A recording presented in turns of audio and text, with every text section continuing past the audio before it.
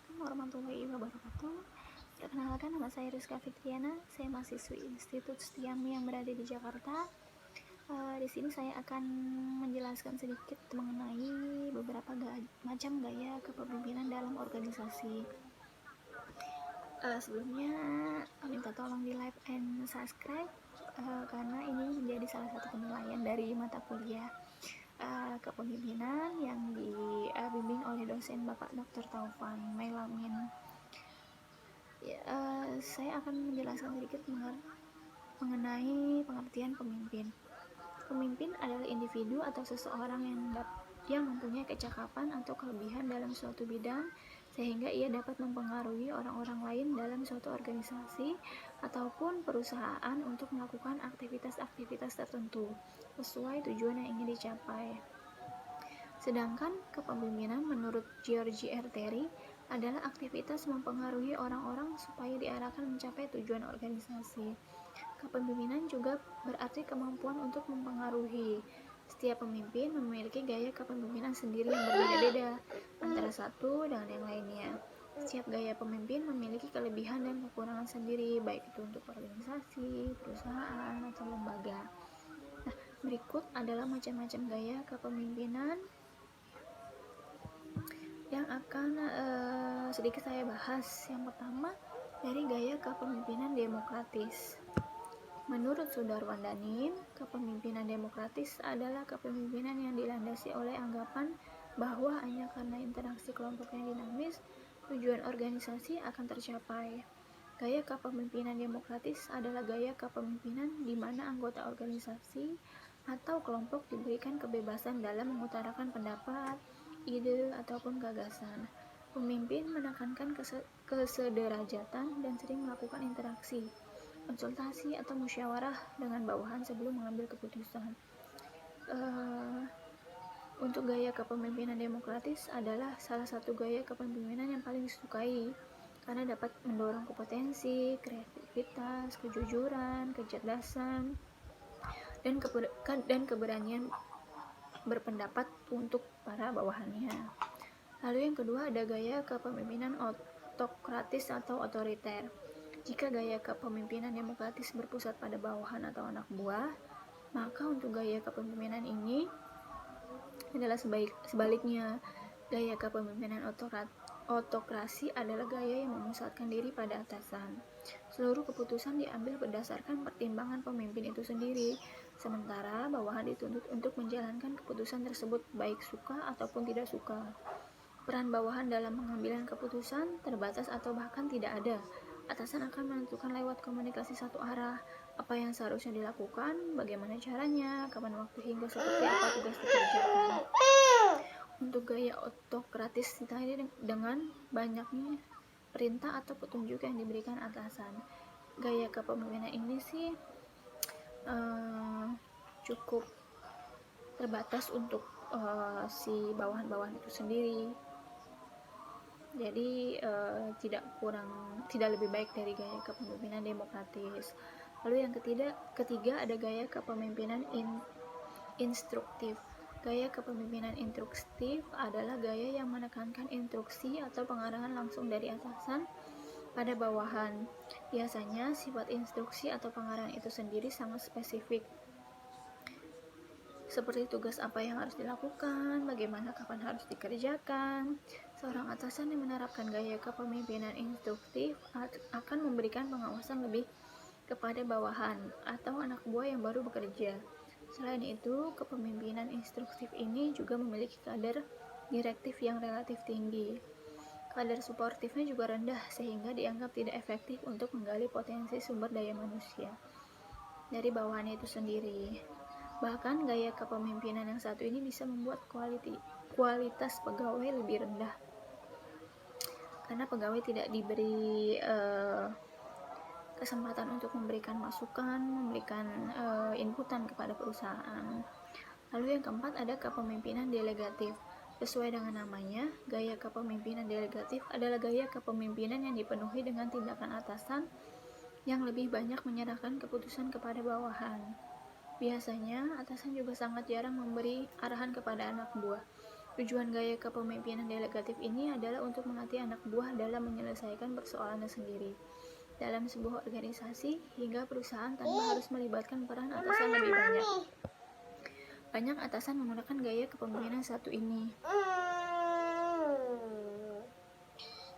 Tidak hanya dalam rangka membuat operasional perusahaan yang berjalan dengan baik, namun banyak atasan mempertimbangkan untuk menggunakan gaya kepemimpinan delegatif ini dalam rangka memaksimalkan potensi bawahan.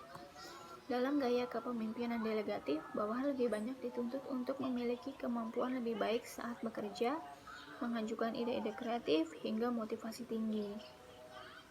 Lalu selanjutnya ada gaya kepemimpinan birokratis.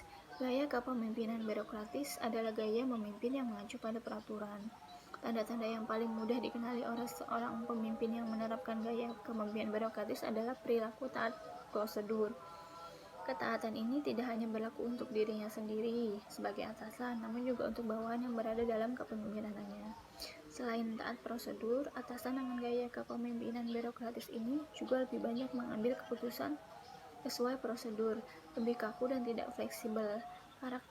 Karakteristik yang dapat dikenali dalam gaya kepemimpinan birokratif adalah keputusan yang berpusat pada atasan. Biasanya, semua keputusan yang dibuat dan berkaitan dengan pekerjaan akan ditentukan oleh atasan.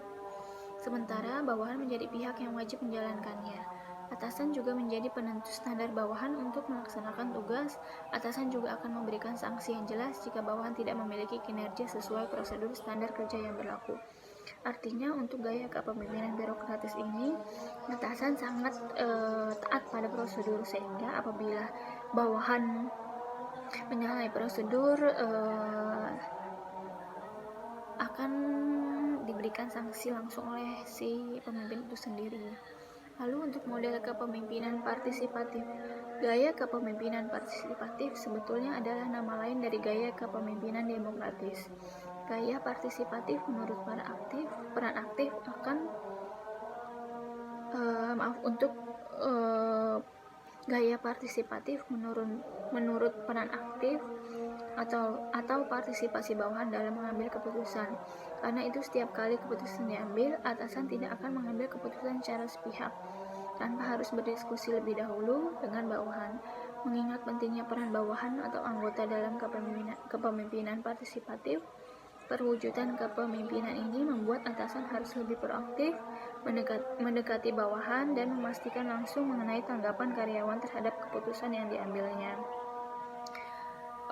Yang ketujuh ada gaya kepemimpinan konsultatif.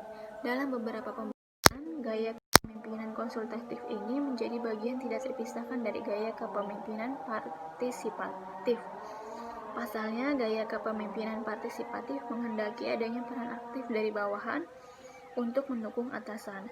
Keterlibatan bawahan dalam hal ini anak buah sangat besar dalam proses pengambilan keputusan, sehingga apapun yang ditentukan oleh atasan. Namun penerapan gaya kepemimpinan konsultatif ini lebih kepada atasan yang meminta pendapat bawahan atas keputusan yang akan diambilnya. Jika dalam gaya kepemimpinan demokratis, peran bawahan menjadi sangat penting karena memiliki derajat yang sama besarnya dengan atasan dalam mengambil keputusan.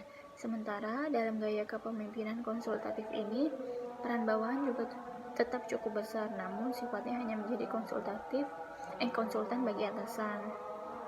Dengan kata lain, atasan akan selalu berkonsultasi atau berdiskusi dengan bawahan. Namun, hak mutlak pengambilan keputusan masih ada di tangan si atasan itu sendiri. Lalu untuk gaya kepemimpinan situasional. Gaya kepemimpinan situasional adalah gaya yang memimpin yang menggunakan berbagai macam gaya kepemimpinan yang berbeda-beda, yang disesuaikan dengan tingkat kesiapan dari bawahan atau pegawai dan kondisi yang berbeda. Seorang atasan yang menerapkan gaya kepemimpinan situasional ini cenderung menyadari jika tidak ada acuan baku gaya kepemimpinan terbaik. Atasan yang sukses cenderung menerapkan gaya kepemimpinan yang fleksibel, meski cenderung berubah-ubah sesuai dengan kondisi anggota atau anak buahnya. Namun, biasanya atasan dengan gaya kepemimpinan situasional memiliki beberapa karakter yang dapat dibaca. Setidaknya, ada beberapa karakter atau gaya yang selalu dilakukan seseorang atasan yang mengadopsi kepemimpinan situasional. Di antaranya ada teledirecting atau lebih banyak memberitahu, menunjukkan dan memimpin juga menetapkan. Selain itu, atasan juga akan lebih banyak selling coaching atau menjual, menjelaskan sekaligus memperjelas dan memperbujuk si bawahan itu sendiri untuk participating supporting atau mengikut sertakan hingga memberi semangat dan bekerja sama dengan para bawahannya. Dan juga delegating atau memberikan delegasi, mengawasi sekaligus menyelesaikannya. Ya, demikian penjelasan dari gaya kepemimpinan, baik itu otoriter, demokratis, dan definisi pengertian dari gaya kepemimpinan itu sendiri. Dan ada dan beberapa jenis model dan macam-macam gaya kepemimpinan yang ada di dalam suatu perusahaan. Terima kasih, kurang lebihnya mohon maaf. Assalamualaikum warahmatullahi wabarakatuh.